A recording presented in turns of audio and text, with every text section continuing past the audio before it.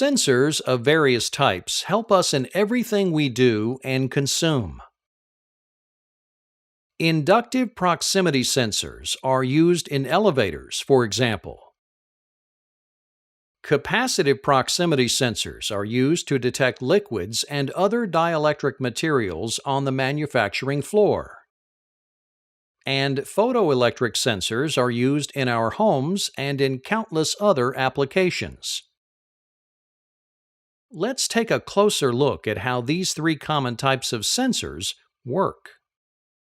Inductive sensors can detect a target from 0.5 millimeters to 40 millimeters. They only detect metallic targets and therefore use a magnetic field to detect its presence. When a ferrous metal material enters the magnetic field, electrical currents known as eddy currents are induced on the metal surface.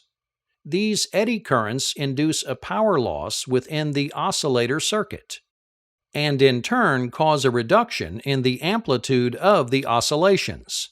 This is known as the echo or eddy current killed oscillator principle. This change in amplitude sends a signal to the switch, changing it to its normally open or normally closed configuration, respectively. When the metal target is removed from the sensor's range, the oscillator will return to its normal amplitude and the switch will return to its normally open or closed output. Capacitive proximity sensors, on the other hand, can detect dielectric materials such as liquids, plastic, glass, wood, and granulated substances as long as it has a dielectric constant of 1.2 or more. Their range is from 3 millimeters to 15 millimeters, depending on the dielectric material to be detected. Two small plates located in the front of the sensor form a capacitor. As a target enters the sensor's range, the capacitance of the two plates increases, thus causing a change in the oscillator frequency, which also activates the sensor's output, either normally open or normally closed, respectively. In this example, if liquid is detected in the milk carton, the pusher device allows the milk to pass through. If no contents are detected, the pusher device rejects it and sends it to a different location.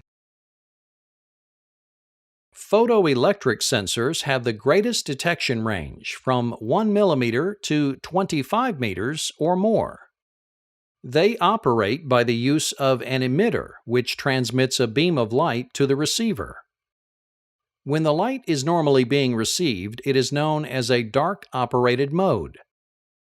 When the absence of light is required, it is known as light-operated mode.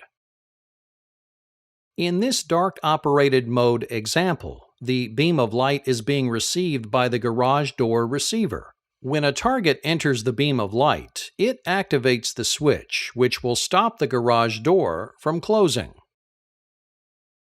Conversely, in this light-operated mode example, the absence of light being received by the receiver is normal. When the object is removed from the table, the switch is triggered and the alarm will sound.